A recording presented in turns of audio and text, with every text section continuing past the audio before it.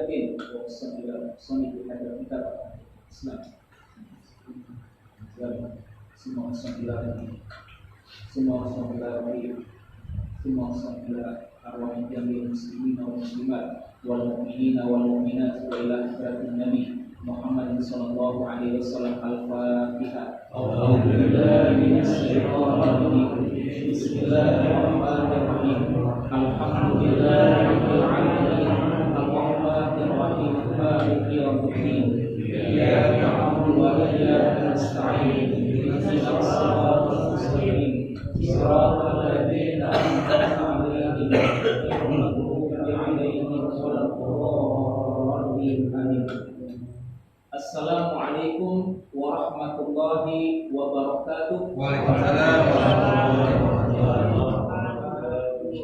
Bismillah, walhamdulillah, wassalatu wassalamu ala rasulillah Sayyidina Muhammad bin Abdullah sallallahu alaihi wa ala alihi wa sahbihi wasallam.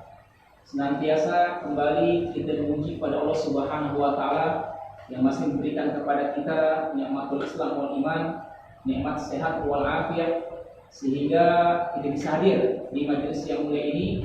Semoga Allah Subhanahu wa taala mengabulkan segala hajat kita, niat kita, dan berikan keberkahan dalam hidup kita semua. Salawat dan salam semoga Allah sampaikan kepada baginda Nabi Muhammad SAW. Semoga salawat serta salam tersebut juga Allah sampaikan kepada para keluarganya, sahabatnya, dan kita sebagai umat-umat yang senantiasa menjalankan syariatnya. Pada beberapa waktu yang lalu kita bahas daripada bahwasanya para ulama, ahli fikih dan juga ahli kalam merupakan mereka wahum afdhal khalqi indallah, sebagai makhluk ya yang mulia di sisi Allah Subhanahu wa taala, karena betapa tinggi derajat mereka di sisi Allah Subhanahu wa taala untuk memberikan pengetahuan kepada umat sehingga umat memahami daripada ilmu Allah Subhanahu wa taala. Dan sekarang ini kita akan masuk daripada bagian fa'lam, ketahuilah anna man arafal haqqa birrijal hara fi mutahati ad-dolal fa'rifil haqqa ta'rif ahlahu in kunta salikan tariqal haqqi. Jadi anna, sesungguhnya ya, man arafal haqq ya, siapa saja orang yang mengetahui daripada kebenaran, dan juga dengan orang-orang yang heran dalam kesesatan. Jadi ada orang-orang ya yang yakin dengan kebenaran, dengan sesuatu yang hak di sisi Allah Subhanahu wa taala, namun juga ada orang yang heran dengan kesesatan. Jadi inilah yang sesungguhnya yang dihadapi pada kita semua, orang-orang yang senantiasa memahami daripada millah, jalannya Allah Subhanahu wa taala, maka mereka akan berusaha sekuat tenaga, meskipun yang mereka korbankan berupa waktu mereka, daripada harta mereka, jiwa mereka, atau yang lain sebagainya, tetapi dengan tujuan meskipun hambatannya besar, hambatannya berat, dengan sekuat tenaga mereka akan berusaha mencari ridha Allah Subhanahu wa taala. Kalau kita lihat sisi ya daripada para sahabat-sahabat Rasulullah sallallahu alaihi wasallam, yang dimana ketika kita ambil contoh ya pada fase ketika Rasulullah sallallahu alaihi wasallam itu berusaha ya menyiarkan daripada agama ya Islam ini secara zahiriyah, terang-terangan di kota Mekah. Tetapi ketika itu banyak sekali ya, daripada bentuk intimidasi yang dilakukan oleh orang-orang Quraisy, terutama kepada sahabat-sahabat yang dalam tanda kutip sebagai hamba sahaya. Kita lihat ya, yang namanya sahabat Yasir ya. Ini merupakan bapaknya Amr. Sumayyah daripada radhiyallahu anha, daripada ibunya Amr ya. Itu masya Allah ya, ketika mereka ya punya tuan ya daripada orang Quraisy, itu mencoba menghentikan daripada keyakinan mereka kepada Allah Subhanahu wa taala dengan berbagai macam cara atau siksaan, sampai Sumayyah ini radhiyallahu anha sebagai mujahidah pertama dalam Islam ketika dibunuh oleh sang tuannya ya, pemiliknya. Begitu juga dengan Yasir ya, daripada bapaknya Amr radhiyallahu an, itu begitu juga dibunuh juga. Ini merupakan ketika yang namanya kalimat la ilaha illallah Muhammad Rasulullah itu udah mendarah daging kalimat tauhid tersebut, maka bagaimanapun beratnya tantangan, cobaan, intimidasi, sampai ya mengorbankan jiwa mereka, raga mereka, yang mereka cari adalah billah, mencari ridha Allah Subhanahu wa taala.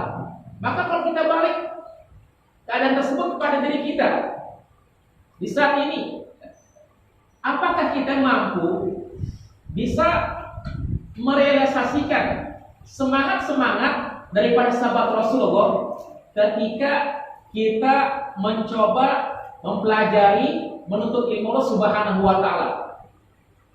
Apakah ya pada saat kita menuntut ilmu ada orang yang menghalangi di jalan ya mencegah kita? Tidak ada. Adakah di saat ini yang mengintimidasi kita, membuarkan kita dalam menuntut ilmu? Tidak ada.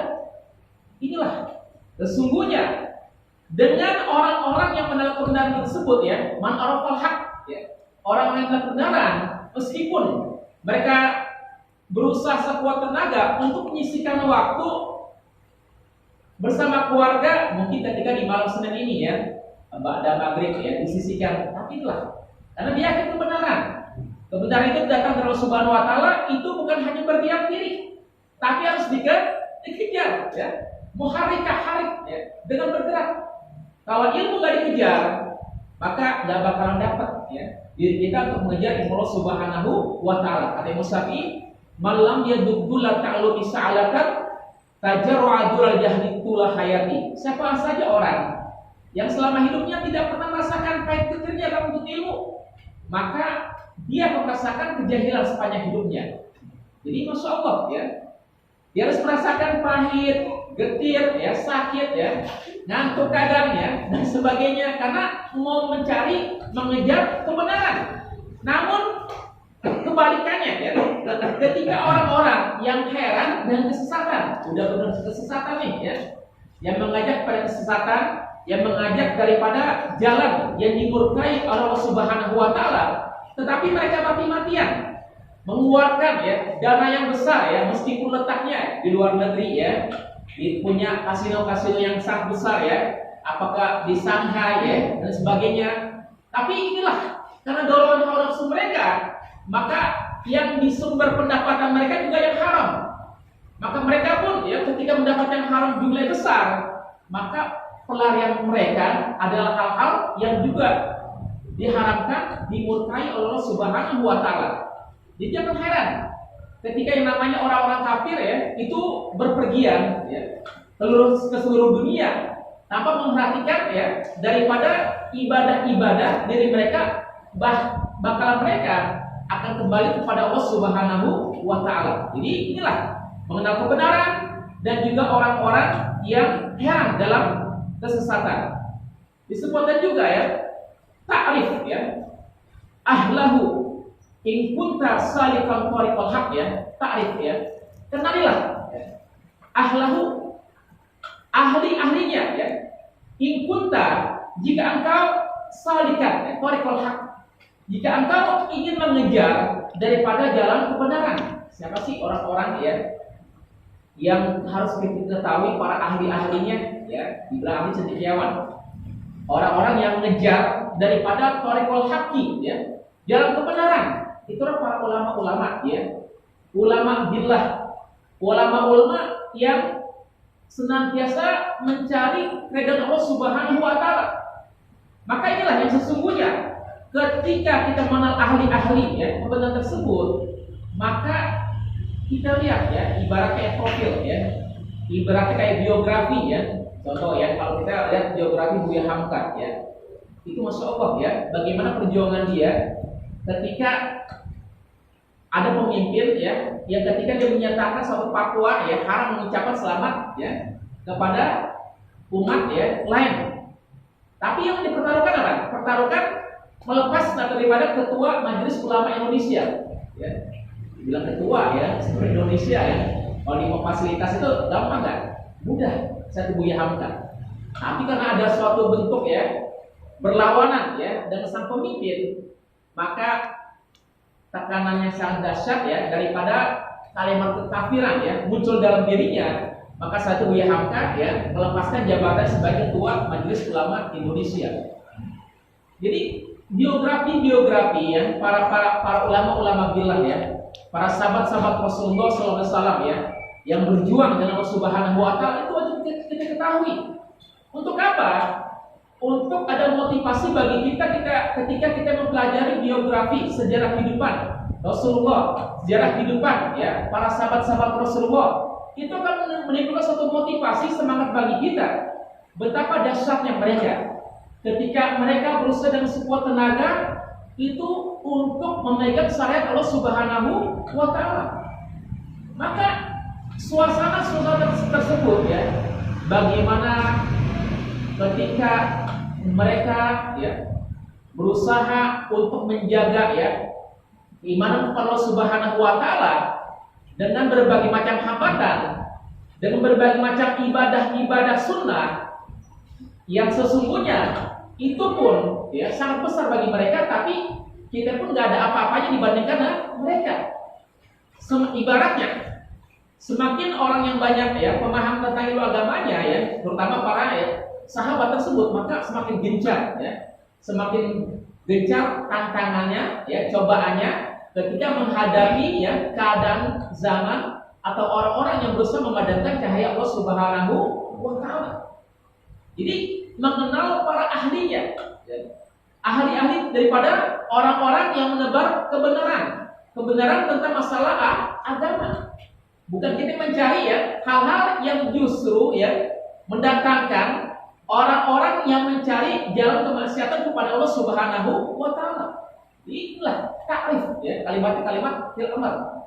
Takrif ahlahu ya. Carilah ya ahli-ahli, orang-orang ya yang paham tentang masalah ilmu agama ya. Ambil ya sejarahnya, ambil kehidupannya. Yang sesungguhnya akan menimbulkan ya rasa ya zon ya kepada kita untuk bisa mempraktekkan daripada kesungguhan ibadah mereka kepada Allah Subhanahu wa taala. Ini maksudnya ya. Sedangkan lanjutannya bisa disebutkan wa in qana'ta bit taqlidi wal nazari ila mustahara min darajatil fadli bainan nas ya. Jadi jika ya bisa disebutkan ya, jika engkau hanya berusaha kepada menjadi seorang yang taklid ya. Taklid ini adalah kan orang ikut bang, pengikut ya, taklid. Dan melihat kepada kemasyhuran ya dan tingkat-tingkat keutamaan di antara manusia, maka janganlah kau melupakan daripada para sahabat Nabi Muhammad SAW. Jadi ini kondisinya disebutkan oleh Imam Ghazali. Kalau engkau hanya cukup ya pada tingkatan ya atau derajat ya punya makamnya makom taklid ya, maka yang kau kejar terutama ketika Rasulullah dan para sahabatnya, pengetahuan tentang para sahabat Rasulullah yang masyhur ya, kayak sahabat Abu Bakar Siddiq radhiyallahu anhu. Ini beberapa sahabat ya yang punya sifat lemah lembut ya, sampai dikatakan wahai Abu Bakar, engkau seperti Nabiullah Ibrahim ya, sifatnya lemah lembut ya. Wahai Umar, engkau seperti Nabi Nuh alaihissalam yang sifatnya tegas ya. Inilah sesungguhnya ketika kita memahami empat sahabat ini, Abu Bakar ya, Umar, Utsman, Ali ya, itu tercakup tuh semua itu ya. Yang bisa kita pelajari bagaimana sikap ketika orang tua menjadi sebagai orang tua seperti Abu Bakar Siddiq radhiyallahu anhu. Sifatnya lemah lembut. Contoh ya, ketika Rasul meninggal dunia, itu masuk Allah ya. Itu ada sifat yang namanya sahabat ya, mungkin bukan merasa kecewa ya, nggak percaya bahwa Rasulullah ya itu meninggal dunia. Maka kan timbul suatu ya berbagai macam pendapat ya, sampai timbul suatu kalimat daripada sahabat Umar bin Khattab radhiyallahu anhu. Siapa saja orang yang mengatakan Rasul meninggal dunia akan kutebas kepala mata lehernya. Umar ya, yang mengatakan Rasul meninggal dunia akan kutebas mata lehernya. Maka yang melembutkan siapa? Ya, yang menasihati ya. Wahai Umar adalah Abu Bakar ya. Wahai Umar, sesungguhnya Rasulullah basyar ya, manusia juga. Dia pun sebagai utusan Allah, dia kembali kepada kekasihnya, kembali kepada Allah Subhanahu wa taala. Ini firasat-firasat ya, ketika Rasul ya mau meninggal dunia, itu yang diketahui oleh Abu Bakar doang. Ya. Ketika pada saat haji wada ya, yang pernah kita jelaskan di masalah Sirah Nabawiyah yang dahulu kala yang dahulu ya, itu masalah ketika haji wada kan Rasul memberikan namanya khutbah terakhir haji wada ya. Itu sesungguhnya ajaran Islam itu sudah sempurna. Tapi yang kalimat ya sahabatnya itu kira ya bahwasanya ajaran yang Rasul sampaikan itu sudah sempurna. Tapi sahabat Abu Bakar menangis. Ya. Jangan gembira ajaran Islam ini ketika haji wada sama Rasulullah sudah sempurna ya, innad dina indallahi Islam. Tapi Abu Bakar itu menangis ya. Lain bergembira. Ternyata ketika ajaran sempurna, berarti Allah akan menuju kepada haribaan sang kekasihnya. Itu Allah Subhanahu wa taala. Itu taksir-taksir ini, rahasia-rahasia ini yang bisa mengetahui adalah sahabat Abu Bakar Siddiq radhiyallahu anhu. Jadi inilah bagaimana ketika para orang tua itu bisa menahan emosi daripada anak-anak muda gitu ya. Jadi karena inilah sifatnya ya. Makanya anak muda nggak boleh lepas kepada orang tua ketika mencari suatu pendapat, karena pendapat mereka udah merasakan ya pahit getirnya dalam berbagai macam bentuk masalah yang dipahami. Dia akan memberikan suatu solusi ya, bagaimana terbaik untuk anak-anakmu, anak muda. Ini taksir inilah yang Allah kasih kepada sahabat Abu Bakar Siddiq radhiyallahu anhu ya, tentang bagaimana ketika ajaran Islam yang sempurna, maka Rasul pun akan kembali ke ibadah Allah Subhanahu wa taala. Jadi inilah yang namanya para orang-orang yang taklid ya. Dia harus ketika sudah memahami ya, masuk di kata-kata manusia, maka janganlah kau melupakan daripada para sahabat Nabi. Ya dikatakan khairul qurun qarni, tsumma yalunahum, tsumma yalunahum.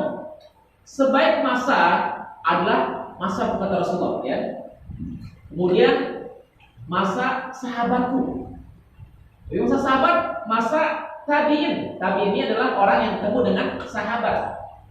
Habis tabiin masa tabiin. Terus ya, para ulama-ulama, mustahid mudawan ya, mustahid fatwa ya, sampai ustaz-ustaz mukallid ya. Sekarang ustaz mukallid ini mesti takut kepada orang-orang terdahulu. Karena kita ini masih mengarah ya, tabarukan ya, daripada hasil ya istihad mereka ya, ketika mereka menghasilkan suatu ya hal yang besar untuk Islam tentang tasawuf, fikih, tauhid, sehingga kitab-kitabnya pun bisa kita dapatkan hari ini untuk apa? Untuk bisa memberikan pengetahuan kepada umat. Walaupun jasad mereka sudah meninggal dunia, tapi karena mereka masih ada di tengah-tengah kita. Ibaratnya pahala jariah terus mengalir. Ya terus sampaikan kepada umat ya, yang sesungguhnya agar umat ini memahami tentang mencari kebahagiaan daripada dunia dan akhirat, dan juga mengetahui ketinggian kedudukannya ya. Ada sebut as-sabiqun al-awwalun ya, orang-orang yang dijamin daripada masuk surga ya, termasuk dapat sahabat tersebut. Inilah as-sabiqun al-awwalun ini ya, itu para sahabat Rasulullah ya, yang sesungguhnya yang menjadikan sesuatu hal jaminan daripada baginda Rasulullah Shallallahu Alaihi Wasallam. Dilanjutkan di sini ya, bahwasanya ya, dan kalimat faqad ajma'al ladina arwatta bi dzikrihim ala taqaddumihim wa annahum la yudraku fid dini sya'uhum wa la yusaku ghabaruhum walam yakun taqaddumuhum bil kalami wal fikhi bal bi'ilmil akhirati wasuluki tariqiha ya. Jadi disinilah ya yang bahwasanya telah sepakat ya daripada orang-orang yang membentangkan menyebutkan bahwasanya ya dari para ulama fikih dari mukalam atas ketemukannya para sahabat-sahabat itu. Jadi para ahli-ahli ya, para cendekiawan ya, para ulama-ulama ya, daripada ahli ilmu fikih ilmu kalam itu mengemukakan ya terkemukanya mereka ya, dia punya masyhur ya di tengah-tengah manusia karena para sahabat ini itu terlepas ya pribadi-pribadinya untuk mencari tujuan ya hubud dunia daripada tujuan hubud dunia. Jadi katakan dalam suatu hadis sebutkan ashabikan nujum ihtadaitum ya. Ini sahabat-sahabat kami ini bagikan bintang ke bintang. Di mana kalian mengambil daripada pendapat mereka, hujah mereka, pasti kalian akan mendapatkan petunjuk dari mereka semua. Jadi inilah terkemukanya para sahabat. Jadi yang mereka sampaikan bukan untuk tujuan pribadi. Mereka sampaikan ilmu Allah Subhanahu wa taala. Mereka sampaikan daripada syarat ini bukan untuk mengejar dunia, tapi untuk mengejar ridha Allah Subhanahu wa taala. Makanya ketika Rasulullah meninggal dunia, para sahabat menyebar ya. Rasul meninggal dunia itu para sahabat menyebar ya. Ke seluruh pelosok negeri ya, sampai keliling dunia. Kan banyak ada sejarah-sejarah ya. Ketika ada seorang ustaz mengkaji masalah sejarah ya, bahwasanya pernah ya di kota ya Sumatera itu pernah ada tanda-tanda khalifah ya daripada sahabat Ali bin Abi Thalib pernah ke kota Sumatera. Ya. Itu berarti Kaisar bin Waqqas ya ke negeri Cina ya. Itu Masya Allah ya. Kebanyakan ada juga para sahabat-sahabat itu lari ke daerah Rusia, ya, Uzbekistan, ya. Jadi, masya Allah, jadi inilah sejarah-sejarah. Sesungguhnya mereka bukan berdiam diri, ya. Ketika masa ada Rasul, mereka tuh mengkaji, ya, mencari, ya, mengejar apa yang sahabat Rasulullah. Tapi ketika Rasul meninggal dunia, itu sahabat menyebar, ya. Sahabat itu kan sampai dikatakan sahabat Rasulnya ada sekitar 124.000 orang dalam satu kitab, ya. 124.000 orang itu sama dengan sejumlah nabi, 124.000 nabi. Tapi 313 Rasul. Jumlah sahabat dan sama dengan jumlah nabi sekitar 124.000 orang. Namun jejak-jejak mereka itu tidak tertulis ke kanan, ya. Kan pernah juga, ya, yang namanya ulama-ulama Indonesia ini, ulama-ulama masa Indonesia itu punya catatan-catatan kitab-kitabnya itu dibawa masyarakat. Ame Belanda kemana, ke Leiden. Ini kitab-kitab ulama, ya, yang terdahulu banyak di Indonesia itu dibawa ke Leiden, ya. Kata guru saya itu ibarat kayak suatu perpustakaan, ya, perpustakaan dunia. Itu kitab-kitab, ya, catatan-catatan, ya, daripada manuskrip kitab-kitab yang pernah dikarang oleh ulama-ulama Indonesia itu banyak dibawa kemana? Ke Belanda, ya. Dasar ya. Inilah Belanda ketika Senoforgonya, ya, 10 tahun berada di mana? Di kota Mekah belajar agama. Ternyata datang ke Aceh udah apa? Mempropaganda, ya, mengadu domba, ya. Sehingga antara ulama, ya, dan orang-orang yang cinta kepada dunia itu saling, ya, berperang. Dan juga manuskrip tadi, ya, karang-karang para ulama yang Indonesia itu banyak dibawa, ya, diangkut sama saya orang-orang Belanda, ya. Manuskrip tersebut. Kalau mau cari manuskripnya, ya, datang sono, ya. Masya Allah, ya, kata guru saya itu udah ibaratnya udah masuk dalam satu komputer, tinggal masuk flash disk, ya, tapi dengan cara membayarnya. Ini seharusnya ketika hal tersebut, ya, bagi orang-orang yang punya kemampuan, ya, atau dari pemimpin-pemimpin, ya, negara ini itu bisa mengambil, mencari manuskrip, ya, daripada karang ulama. Apa tujuannya? Catatan tersebut, ya, ketika kita bawa dan kita artikan, ya, terjemahkan dalam bahasa Indonesia ini, itu akan lebih berkaya, ya, daripada pengetahuan umat. Masya Allah, zaman dahulu, ya, udah ngarang, ya, kitab bahasa Arab, ya, para ulama terdahulu. Maka inilah gampangnya dan mudahnya ketika orang-orang, ya, luar sana, ya, ketika mereka belajar agama semua keluarganya, tapi ketika mereka memahami kelemahan umat Islam, maka akhirnya mereka cari, ya, letak kelemahan umat Islam Indonesia.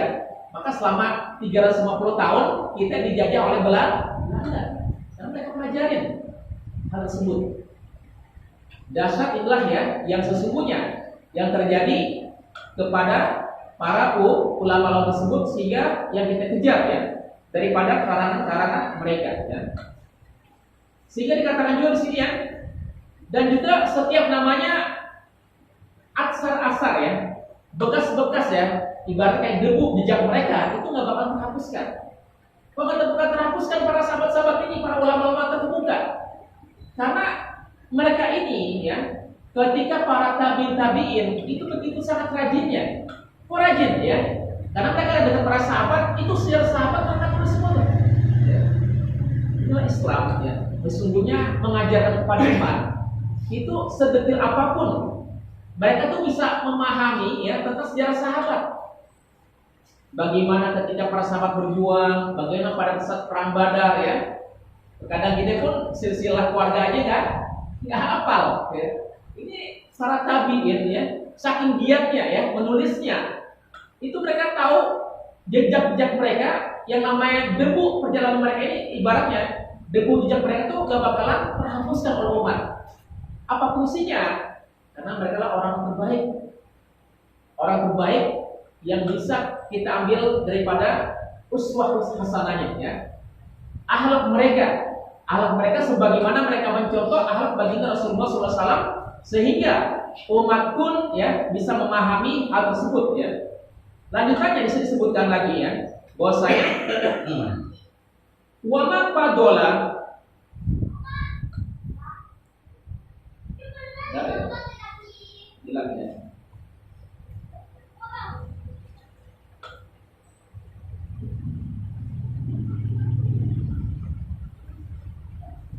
Wa ma fadala Abu Bakar radhiyallahu anhu an-nasa bikasratin sholatin ya. Dan tidaklah ya sampai pengarang ini ya, utama Abu Bakar, sahabat Abu Bakar Siddiq radhiyallahu anhu itu dengan banyak sholatnya. Wala bikasrati siyam, dan juga keutamaannya bukan banyaknya masalah puasanya. Wala bikasrati riwayatin wa fatwa wa kalamin, dan juga utamanya beliau bukan juga dengan banyak meriwayatkan hadis dan fatwa yang disampaikan. Walakin bisyai'in wa qara fi sadrihi ya, kama syahida lahu Sayyidul Basri sallallahu alaihi.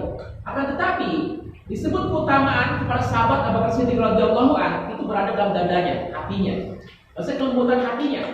Jadi anggapan-anggapan inilah yang sesungguhnya ketika hati seorang udah jernih ya, udah bersih ya, dia punya contohnya, contoh pujaannya, kekasihnya adalah Rasulullah.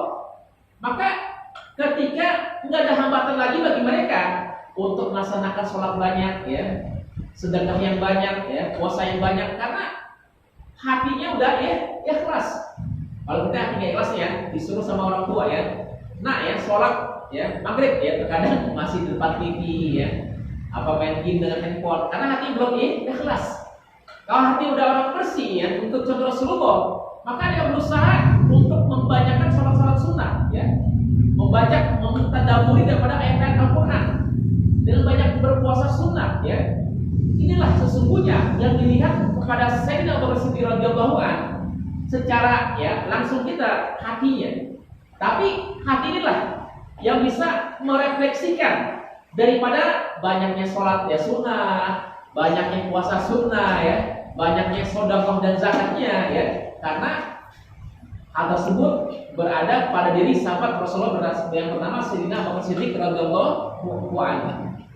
Maka bagaimana dengan kita ya, yang kemarin bahas ya, ketika kita pun nggak bisa mendapat namanya ilmu kasyafat ya, keterbukaan hati, apabila masih ada di hati kita sifat bangga diri ya, sifat bangga diri ya, aneh ya, yang paling pintar nggak boleh begitu ya.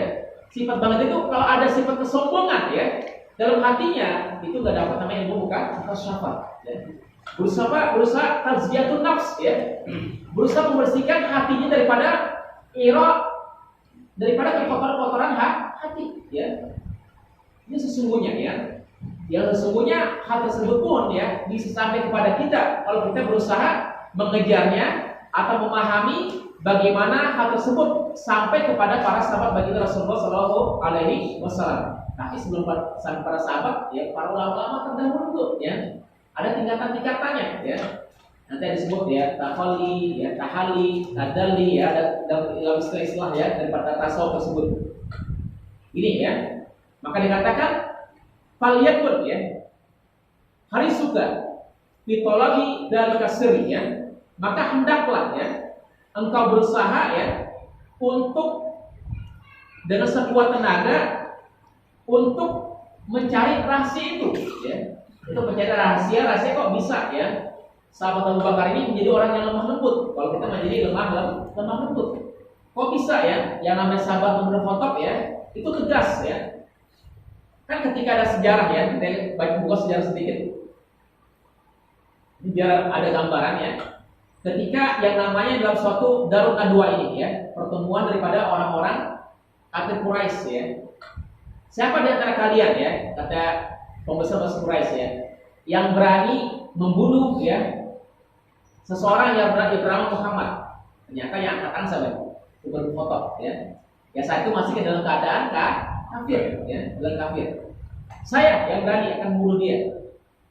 Akhirnya dia keluar ya daripada Darun Nadwa, tempat musyawarah daripada orang-orang kafir Quraisy. Itu dengan apa? Itu yang namanya pedangnya itu dilepas loh ya, digini pedang itu. Yang ketemu Umar takut semuanya ya. Akhirnya ketemu salah seorang sahabat yang namanya Sa'ad bin Abi Waqqas ya. Wahai Umar, untuk apa engkau ya bawa pedang tersebut? Engkau acukan pedang dan engkau berjalan mencari ke kiri ke kanan, kau tanya orang-orang, apa tujuanmu? Ya. Wahai Sayyidina Waqqas, aku mencari Muhammad di mana berada. Nah, Sayyidina Waqqas ya, wahai Umar, sebelum engkau memberesi ya Rasulullah, maka engkau lihat dulu ya, adik kamu yang bernama Fatimah ya, dan juga adik ipar kamu itu udah masuk agama Rasulullah. Dia punya mukanya merah enggak? Ibaratnya dia apa? Dilemparin kotoran ke mukanya ya.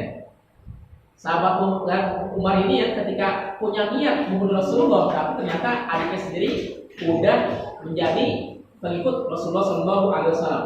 Maka niat yang tadi mau kejar Rasulullah berbalik arah ya.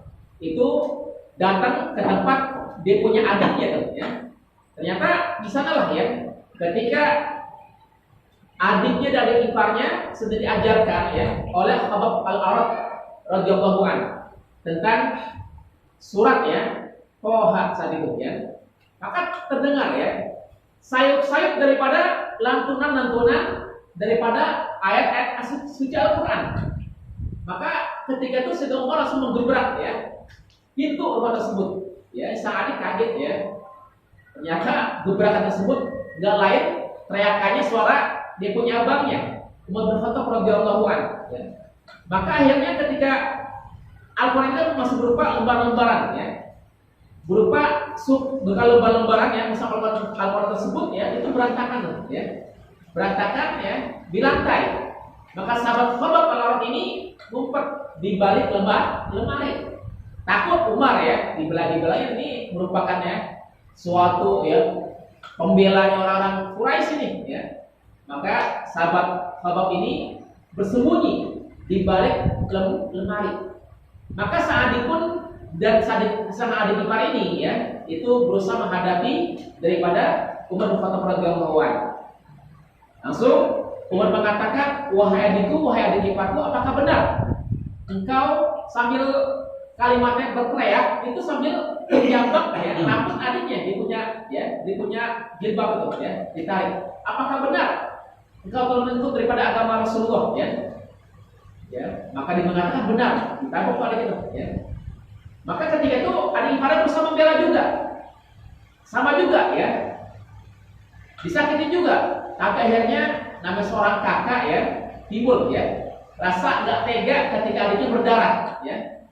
Nggak tega adiknya berdarah, maka akhirnya dengan ya duduk sebentar ya.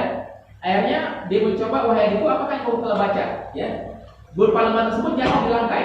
Ketika mau mengambil dikatakan, wahai ya abangku ya, kau nggak pantas ya, karena kau masih dalam keadaan najis ya. Maka ternyata berkota disuruh mandi dulu ya, mandi ya.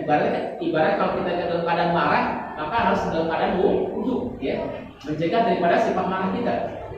Dia mandi ya, dipegang ya, itu lembaran ya daripada ayat Al-Quran dibaca ya.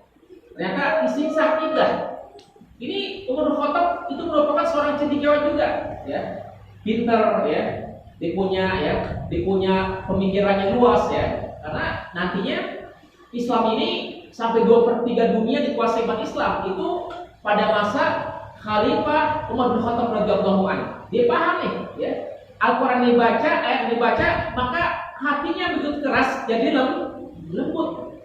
Masya Allah, ya. Ayat dikatakan, wahai adikku, ya, tolong ya, antarkan diriku ya untuk bertemu daripada Rasulullah Shallallahu Alaihi Wasallam. Maka akhirnya ketika itu keluar sahabat Khabbab al-Arat ya, wahai Umar ya, beruntunglah engkau. Sesungguhnya tadi malam Rasulullah berdoa, ya Allah ya, jadikanlah di antara dua Umar ini, Umar bin Hisham atau Abu Jahal atau Umar bin Khattab, salah seorang di antara mereka menjadi pembela Islam. Atau ternyata yang berijabah adalah doanya Umar bin Khattab radhiyallahu anhu. Itu masalah ya.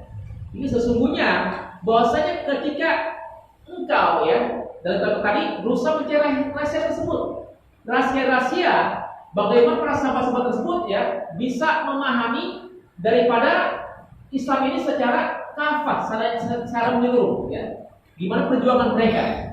Maka tersebut pun harus kembali kepada kita semua dengan sesungguhnya untuk bisa memahami daripada ajaran yang telah disampaikan oleh baginda Rasulullah Shallallahu Alaihi Wasallam. Ada pertanyaan selanjutnya?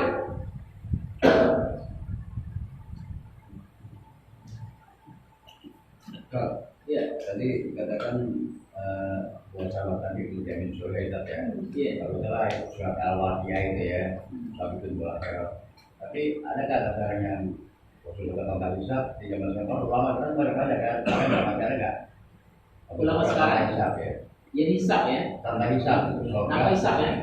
Dulu kan pasti tuh sahabat ya. Iya. Sekarang kan walilul mau akhir ya. Sedikit sekali itu orang yang berbaik gitu ya.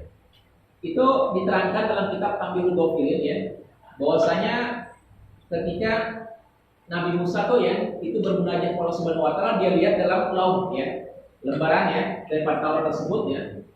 Dia melihat bahwasanya ya Allah, sesungguhnya ada segala umat dakhal jannah, mereka masuk surga. Sab'una alfan, 70.000 orang dia hisab, tanpa hisab, tanpa hitungan. Dasar ya, 70.000 orang daripada umat Nabi ya, itu masuk surga tanpa hisab. Itulah termasuk para ulama-ulama. Tapi zaman sekarang kan walilul akhir sekarang tuh sedikit sekali yang berbuat di billboard gitu. Iya. Kalau zaman itu ada, masih ada. Itulah rahasia Allah yang kita belum mengetahui ya. Apakah siapa? Tiap orang membawa ada, setiap jamaah itu hari itu bawa. Iya. Enggak. Kan ada yang namanya para penghafal Al-Quran ya.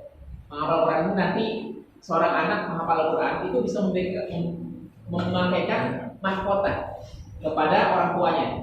Dan juga dia pun bisa memberikan syafaat pertolongan kepada dia punya bapak, ibu yang masih Islam ya, kakeknya, berikan syafaat pertolongan. Ya. Tapi apakah Tapi bisa ya?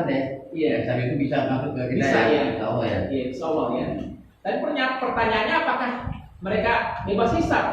Iya. Nah, ya, kita nggak tahu apakah langsung ya masuk surga atau di celap dulu ke neraka.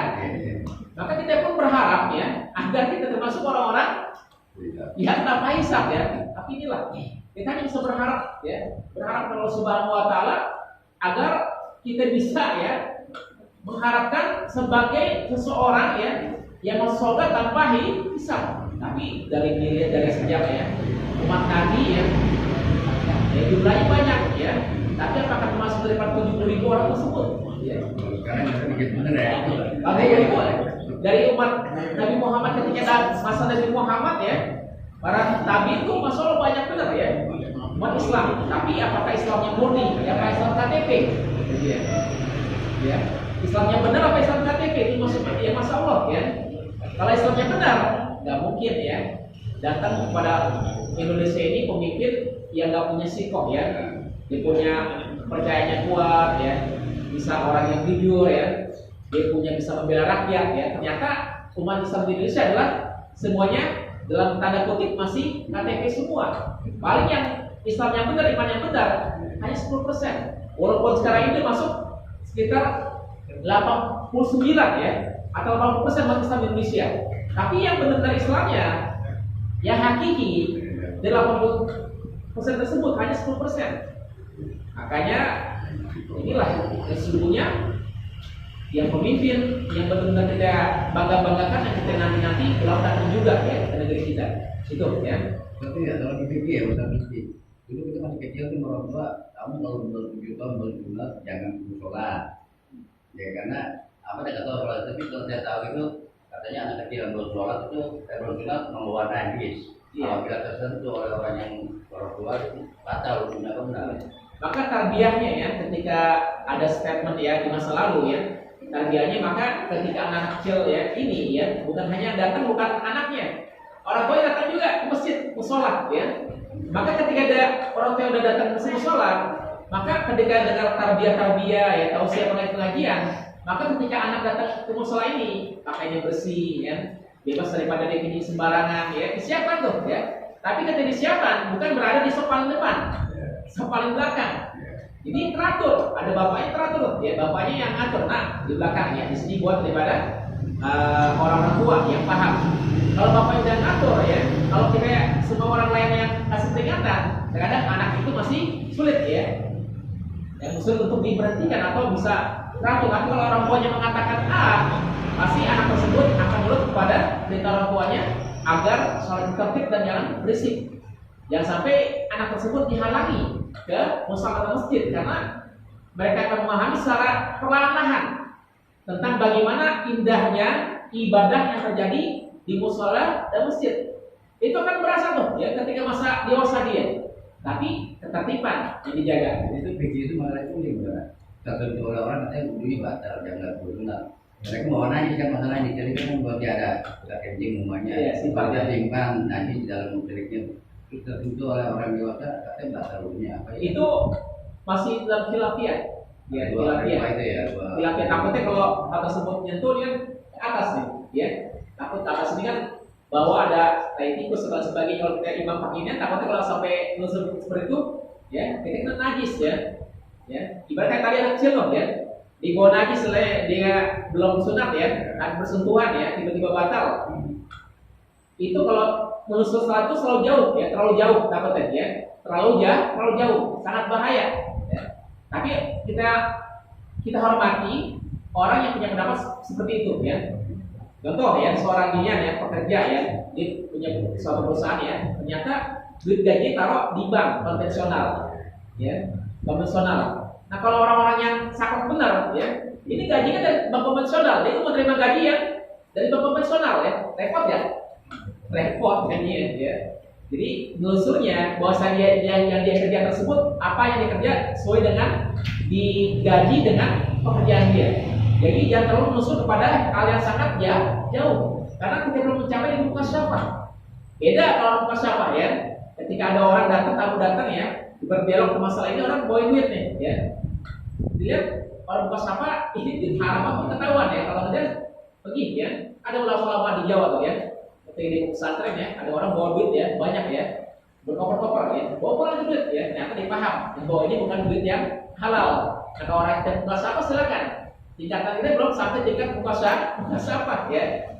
Tapi intinya boleh aja ya orang beberapa begitu ya tadi. Boleh aja ya, boleh aja ya. Ya, Hormatin, jangan kita langsung mensahkan itu gak nih ya. Gak ada pendapat kita khilafiyah aja. Saling hormati. Ada pertanyaan lagi?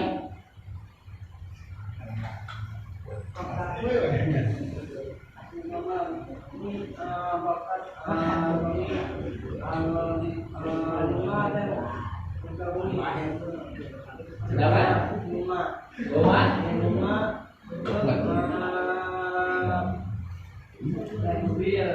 Rumah udah beli motor.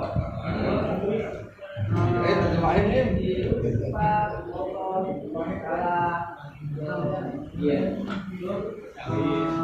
Mana nih dikabut datang kabut Jadi kalau kita sambil ya, setelah beginian secara dari terus tarik terusnya ya, biar ini ada sahabat Umar ya, itu berada satu lorong ya, itu jarak berapa puluh meter, itu setan ketika setan mau ya berhadapan Umar satu jalan ini, setan kabur ya. Nah itu juga ketika rumah-rumah kita ya, itu dihiasi zainu buyutakum ya, bil Quran, hiasi rumah kalian dengan bacaan Al-Quran. Maka ketika ada seorang suami anak ya yang hiasin tuh rumah dengan Al-Quran, maka rumah yang bercahaya. Jadi yang kita inginkan jangan sampai rumah kita ini sepi ya, daripada bacaan Al-Quran ya. Terus kita zainu buyutakum ya, hiasi rumah kalian. Nah kalau orang-orang anaknya pernah suruh ngaji ya, nggak pernah suruh untuk masalah ilmu agama ya, yang ada kebanyakan daripada main ya, game aja tuh ya, suara bisik ya, suara game ya, suara bacaan Al-Quran. Akhirnya apa terjadi? Terjadi timbullah kekisruhan ya, panas dalam keluarga ya, anak ribut sama orang tua ya, tiba-tiba ya sang suami ribut dengan sang istri ya, karena keberkahannya cahayanya dalam rumah tidak ada, tapi dengan cahaya Al-Quran yang berada dalam rumah ya, yang baca ayat Allah Subhanahu Wa Taala itu akan kasih keberkahan. Keberkahan memang nggak kelihatan secara nyata, tapi berkat tersebut ya, rumah adem ya, pertikaian jarang ya, antara anak ya itu bisa bakti pada orang tua dan lain sebagainya. Inilah sesungguhnya yang kita inginkan ketika kita memahami ilmu Allah Subhanahu wa taala, maka ilmu tersebut ya bisa kita praktekkan tidak hanya untuk diri sendiri, tapi untuk anak kita, keluarga kita, tetangga kita. Maka semua ya refleksi daripada cahaya-cahaya keilmuan tersebut itu menyebar ya dari rumah kita, berasal akan terus ya diri kanan kita untuk mencari ridha Allah Subhanahu wa taala. Sesungguhnya inilah dasar perjuangan kita. Meskipun dianggap kecil, sepele, inilah yang perjuangan yang harus kita tanamkan. Karena kalau enggak dari dasar ini, mana bisa mungkin kita bentuk suatu ya umat, suatu penduduk ya yang bisa memberikan sesuatu bentuk hal ya yang menimbulkan rahmat Allah Subhanahu wa taala. Maka dimulai dari rumah kita, keluarga kita ya, baru semua masyarakat pun akan merasakan berbagai macam refleksi kebaikan cahaya ya rahmat dari Allah Subhanahu wa taala ya. Masuk aja belum ya? Maksudnya tunggu ya, barulah kita berdoa kepada Allah Subhanahu wa taala, Allah Subhanahu wa taala berikan keberkahan kepada kita semua. Walaupun ya dalam waktu yang sangat singkat ya, berbagai macam ilmu-ilmu ya yang setiap ya malamnya setiap minggu berbeda-beda, tapi inilah ya, sesungguhnya kita kejar berbagai macam ya karangan para ulama, berbagai macam ya daripada bentuk-bentuk ilmu sehingga menambah wawasan kita untuk mencari kedekatan kita, keridhaan kita kepada Allah Subhanahu wa taala. Ya Rabbana tarafna bi annana tarafna wa annana asrafna ala nazwa asrafna fatub alaina taubah tansibu kulla taubah wasfir lana al-awrati wa amin rawati waqfir li walidina rabbi wa mawludina wal ahli wal ikhwani wasair khillani wa kulli fi mahabbah aw jiratin aw suhbah wal muslimina ajma'a amin rabbi asma' fadlan wa judan manna la biktisabin minna bil mustafa rasuli nahza bi kulli suli sallallahu wa sallam rabbi alaihi adal habbi wa alihi wa sahbi adada tassuhbi walhamdulillahi fil bad'i wa tanahi subhanallahi wa bihamdika asyhadu an la ilaha illa anta astaghfiruka wa atubu ilaik wa sallallahu ala sayyidina Muhammadin wa ala alihi wasallam alhamdulillahi rabbil alamin. Assalamualaikum warahmatullahi wabarakatuh.